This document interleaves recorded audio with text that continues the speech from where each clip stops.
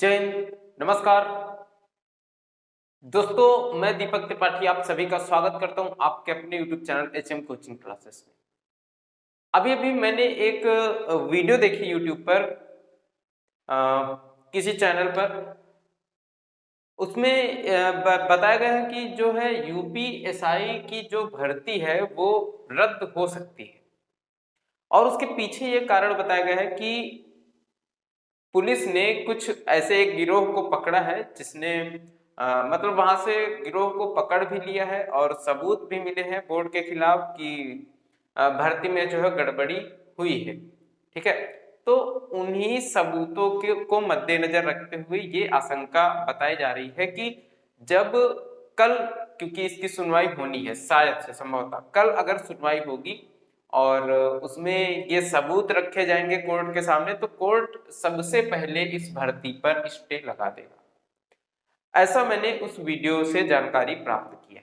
ठीक है, और उस वीडियो में ये बताया गया है कि तीन लोग ऐसे पाए गए हैं। तीन लोगों का एक गिरोह था जिसने कुछ विग वगैरह, जैसा कि आपने देखा होगा कि एक वीडियो वायरल हुआ था जिसमें एक बच्चा विग लगा करके आया था और उसमें सिम कार्ड और क्या क्या बहुत सारी चीजें, इलेक्ट्रिक उपकरण कुछ था, जिससे कि साल्वर गैंग से डायरेक्ट कांटेक्ट होता था और सॉल्व कर सकते थे पेपर। एक तो पकड़ा गया था वहीं पर, जो सातिर नकलची था वो पकड़ा गया था। इतना सातिर वो नहीं रहा होगा, लेकिन कुछ तीन लोग ऐसे थे जो ये कर रहे थे और उनके पास से काफी सारी विगें ऐसी बरामद हुई हैं और काफी सारे बच्चों के एडमिट कार्ड भी उनके पास, 12 से 13 बच्चों के एडमिट कार्ड उनके पास से बरामद हुए हैं। तो ऐसी आशंका पुलिस के द्वारा लगाई जा रही है कि ये एडमिट कार्ड वहां पर क्या कर रहे थे। ठीक है, इसी तरह के काफी सारे सबूत हैं जो भर्ती बोर्ड के खिलाफ जाते हैं, क्योंकि भर्ती बोर्ड ने कहा है कि ये जो है भर्ती प्रक्रिया बिल्कुल प्योर है, बिल्कुल साफ है, इसमें कोई भी गड़बड़ी नहीं है। लेकिन यहाँ पर कुछ गड़बड़ी देखने को मिली है कि ये जो तीन लोग जो भी पकड़े गए हैं उनके पास काफी सारे उपकरण मिले हैं और 12 से 13 बच्चों के एडमिट कार्ड मिले। ठीक है, तो क्या होगा, क्या सुनवाई होगी तो बोर्ड जो है, कोर्ट जो है वो इस भर्ती प्रक्रिया को रोक देगा, यानी कि भर्ती प्रक्रिया रद्द कर देगा, या फिर केवल कुछ समय के लिए रोकेगा? क्या हो सकता है इस पर? आपका क्या मत है कि क्या होना चाहिए या फिर क्या हो सकता है? क्या भर्ती इसी वजह से रद्द हो जानी चाहिए कि 3 से 4 लोग या 15 से 20 लोगों ने नकल किया है पूरी की पूरी परीक्षा में, इसलिए ये भर्ती रद्द हो जानी चाहिए? क्या ऐसा होना सही है? जो बच्चे लगातार मेहनत कर रहे हैं, जो बच्चे लगातार कितने सालों से इंतजार करके पढ़ रहे थे और फिर उसके बाद एग्जाम देने के बाद उनका पेपर अच्छा हुआ, मेहनत से पेपर दिया, उसके बाद फिजिकल की तैयारी भी कर रहे हैं, इतना सब करने के बाद भी अगर ये भर्ती रद्द हो जाती है तो इसमें किसकी गलती मानी जाएगी? क्या इसके लिए जिम्मेदार कौन होगा? क्या इसके लिए भर्ती बोर्ड जिम्मेदार होगा,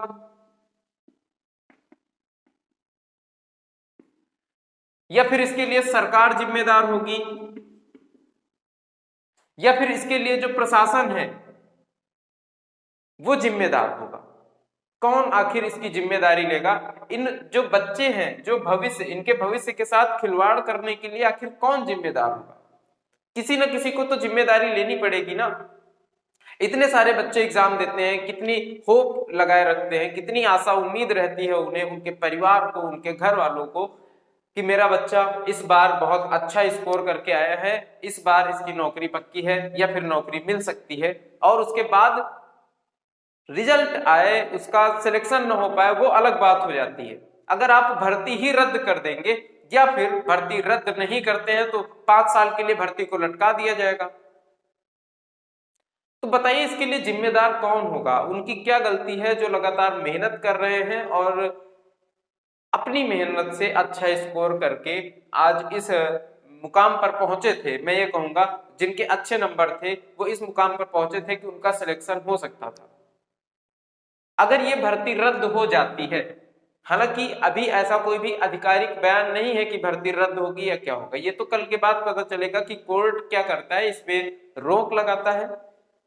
ठीक है, ज्यादा पॉसिबिलिटी इसकी है कि कोर्ट ऐसा कहेगा भर्ती बोर्ड से कि आपकी भर्ती में जो भी कमियां हैं, जहां जहां पर ये हुआ है, गड़बड़ी हुई है, इन लोगों की जांच करिए। अपनी भर्ती की जो है एग्जाम हुआ है उनकी पूरी तरीके से अच्छे से जांच करिए और उसके बाद रिजल्ट को जारी करिए। हो सकता है कि ऐसा बोले कोर्ट, ठीक है। और बोर्ड को क्या करना चाहिए कि जितने भी लोग इसमें लिप्त पाए जाते हैं, जितने लोग, चाहे वो पेपर सॉल्व करने वाले हो या फिर पेपर सॉल्व कराने वाली गैंग हो, ठीक है, क्योंकि यहां पर दोनों की गलती है।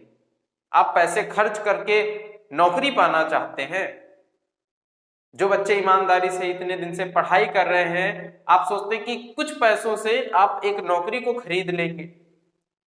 इसी तरह से अभी यूपी टेट का जो पेपर हुआ था, अभी तो फिलहाल सही सलामत हो गया है पेपर। इसके पहले जब ये पेपर हुआ यूपी टेट का, और कैंसिल हो गया, रद्द हो गया, पेपर देते देते ही पेपर रद्द हो गया। बोला गया कि पेपर आउट हो गया था, ठीक है, और पेपर आउट हुआ था। तो जिन लोगों ने पेपर आउट कराया है उनके खिलाफ क्यों नहीं आप लोग बहुत सख्त कार्रवाई करते हैं? ये जो 3 लोग पकड़े जा रहे हैं, इन्हें तो कभी भी जेल से बाहर करना ही नहीं चाहिए, ठीक है। और सबसे बड़ी बात यह है कि जो भी बच्चे अपनी पूरी लगन और मेहनत के साथ तैयारी करते हैं, उनकी जिम्मेदारी कौन लेगा? अब मैं उन लोगों से यही बताऊंगा, यही बोलूंगा कि आप लोग देखिए, हम लोगों का काम यही है कि हम लोगों को क्या करना है, तैयारी करनी है। हम लोगों को मेहनत से तैयारी करनी है और एग्जाम देना है।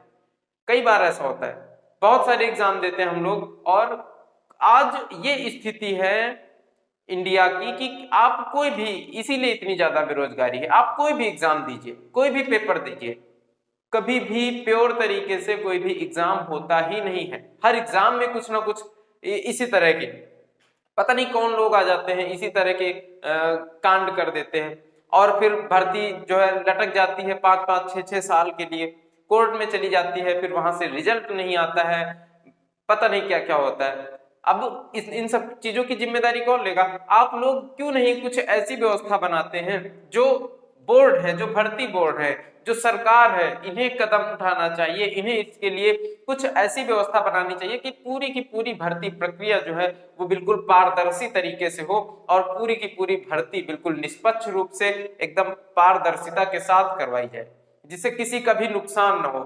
जो लोग लगातार पढ़ रहे हैं, इतनी मेहनत कर रहे हैं, और सबसे मेन बात यह है कि समय होना चाहिए एक। अगर आप ये कहते हैं कि यूपी कांस्टेबल 21 साल से ऊपर वाले फॉर्म नहीं डाल सकते हैं, तो आपकी भी ये जिम्मेदारी है कि जब कोई बच्चा फॉर्म अप्लाई करता है तो उसे उसी साल में, या फिर ज्यादा से ज्यादा आप लोग 1 साल ले लीजिए। 3-3 4-4 साल लेने से क्या मतलब है? अभी एनटीपीसी का जो एग्जाम हुआ है अब वो लटक गया है, अब पता नहीं उसका रिजल्ट कब आएगा कब नहीं। रिजल्ट आने के बाद अब फिर से बोला जा रहा है कि रिजल्ट सही नहीं है, अब सही से रिजल्ट, तो भैया पहले ही क्यों नहीं सही से रिजल्ट दे दिया? अगर आपको फिर से अब सही से रिजल्ट देना है तो पहले ही क्यों नहीं ये सारी चीजें सोचते हैं? क्या फायदा मिलता है आपको बच्चों की जिंदगी के साथ खिलवाड़ करके? और मैं तो यही कहूंगा कि ये चाहे सरकार हो चाहे भर्ती बोर्ड हो, ये सब के सब उसी तरीके से हैं। कोई भी व्यवस्था को सुधारना नहीं चाहता है, वही पुराने ढर्रे में लगे रहने चाहते हैं कि जैसे पहले व्यवस्था चल रही थी उसी तरीके से चलती रहेगी। पहले पॉपुलेशन कम थी, पहले साक्षरता दर कम थी, पहले कम फॉर्म अप्लाई होते थे, अब साक्षरता, अब पढ़े लिखे लोग ज्यादा हो रहे हैं, फॉर्म ज्यादा अप्लाई हो रहे हैं, तो आपको व्यवस्था भी उसी हिसाब से दुरुस्त करनी होगी। अगर आप व्यवस्था को नहीं दुरुस्त करते तो इसी तरह से होगा, ठीक है। तो फाइनली मैं ये बोल सकता हूं कि ये जो भर्ती है यूपीएसआई की, दरोगा की भर्ती, रद्द होगी या नहीं होगी ये कुछ भी पता नहीं है, और इसके बारे में कोई भी कुछ भी नहीं बोल सकता है। कोर्ट का फैसला आएगा, कोर्ट क्या करता है, भर्ती प्रक्रिया को स्टे लगा देता है कि कुछ दिन के लिए रोक देता है कि भर्ती की पहले जांच की जाए, ठीक है। और अगर इतना किया जाता है तब तो फिर भी सही है, अगर ये बोला जाता है कि आप जांच करिए और जो लोग दोषी पाए जाते हैं इन्हें बाहर करिए, बाकी जो भी बच्चे, जो मेहनती बच्चे हैं, उनका आप रिजल्ट दीजिए, उन्हें नौकरी दीजिए। कब तक कोई वेट करेगा आपकी एक नौकरी के लिए? और रास्ता ही क्या है? अगर आपकी नौकरी के लिए वेट ना करें तो क्या रास्ता है? कितनी वैकेंसी आप लोग निकाल देते हैं, कितनी वैकेंसी आती है और फिर कितनी नौकरी मिलती है बताइए? एक तो पहले से ही इतनी ज्यादा पॉपुलेशन, उसके बाद इतनी कम नौकरी, उसके बाद सब लोग हर तरह की नौकरी के लिए अप्लाई नहीं कर सकते हैं, कहीं ना कहीं पर कुछ ना कुछ कमियां सबके अंदर होती हैं। किसी की हाइट कम है तो वो डिफेंस के कोई भी फॉर्म अप्लाई नहीं कर सकता है डिफेंस लेवल का, ठीक है। इसी तरह से अलग अलग चीजें हैं, हर चीज के लिए सिलेबस अलग अलग है। तो क्या क्या, और एक वैकेंसी की अगर कोई सोचे कि मैं यूपीएसआई की तैयारी करूं, इसकी प्रिपरेशन करूं अच्छे से लग करके, तो हो सकता है कि अब इसके बाद जो है यूपीएसआई का फॉर्म ही आए 5 साल के बाद, तो किस भरोसे कोई तैयारी करेगा और किस भरोसे क्या करेगा। लेकिन मेरा यह मानना है कि भर्ती प्रक्रिया रद्द नहीं होनी चाहिए और रद्द नहीं होगी।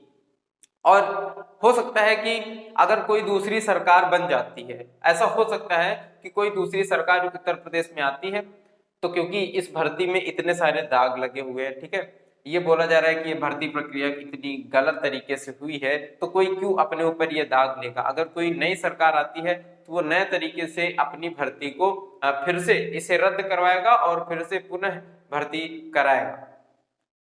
ऐसी पॉसिबिलिटी हो सकती है कि यही सरकार अगर बन रही है तो ऐसा हो सकता है। देखिए इसमें कोई भी मैं बिल्कुल ऐसा नहीं कहता हूं कि यही होगा, लेकिन ऐसा हो सकता है कि यही सरकार बने तो लोग चाहे, सरकार चाहे कि यही भर्ती पूरी हो जाए, क्योंकि अभी सरकार यही चाह रही है कि ये भर्ती किसी तरह से कंप्लीट हो जाए, उसकी नैया जो डूबने वाली थी वो बच जाए, ठीक है, यही सोच रही होगी अभी तक। लेकिन अभी तक मामला कोर्ट में फंसा हुआ है। अब इसमें क्या होगा क्या नहीं होगा ये कुछ नहीं कह सकते हैं। पूरी तरह से इसमें मैं कहूंगा कि सरकार जिम्मेदार है। अगर आप बड़े बड़े फैसले ले सकते हैं तो आप इस तरह के फैसले क्यों नहीं लेते? आप शिक्षा से रिलेटेड कोई भी फैसला क्यों नहीं ले पा रहे हैं? क्या हो गया है आपको? और भर्ती बोर्ड को क्या ही कहें, भर्ती बोर्ड तो बिल्कुल नादान सा बच्चा लगता है, इसके कुछ समझ में ही नहीं आता है कि क्या करना है, कैसे कराना है। जब कोई यहाँ से जब ये कोई डिसीजन लेंगे उसके बाद टीचर्स और बच्चे इनके ऊपर फोर्स करेंगे, तब ये खटाक से अपना फैसला पीछे ले लेते हैं। इसी तरह से एनटीपीसी वाले में हुआ। अब इसमें देखना है कि क्या होगा, कोर्ट का फैसला आने के बाद क्या होता है क्या नहीं होता है। तो मेरा ऐसा मानना है कि अगर आप लोग तैयारी कर रहे हो तो अपनी तैयारी करते रहिए, लेकिन पूरी तरीके से इसी के भरोसे मत रहिए, क्योंकि बहुत धोखे, बहुत जैसे विद्यार्थी जीवन जो होता है ना, बहुत संघर्षों से भरा हुआ होता है। बहुत ज्यादा संघर्ष करने के बाद कुछ लोग सफल हो पाते हैं।